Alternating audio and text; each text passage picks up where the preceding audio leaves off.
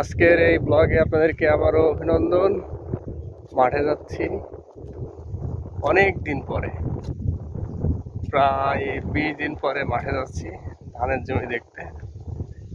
সেই মেঠো পথ ধরে, এই পথের ভিডিও এর আগেও আমি দিয়েছি।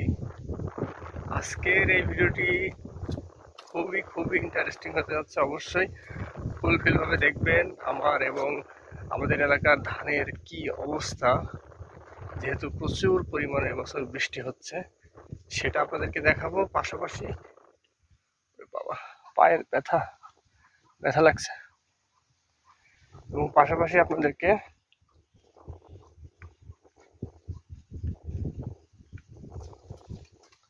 ধানেতে প্রচুর পরিমাণে পোকার আক্রমণ এবছর, সেটাও দেখাবো।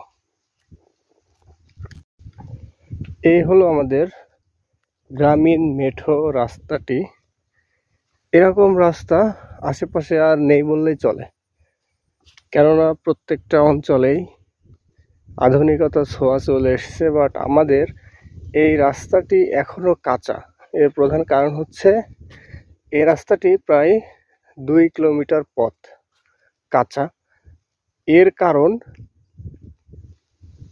এই রাস্তাটির প্রায় 1.5 কিলোমিটারেরও বেশি পথ একটি জেলার মধ্যে, এবং যে হাফ বা তার কম পরিমাণ যতটুকু আর পথ আছে সেটা অন্য জেলার মধ্যে।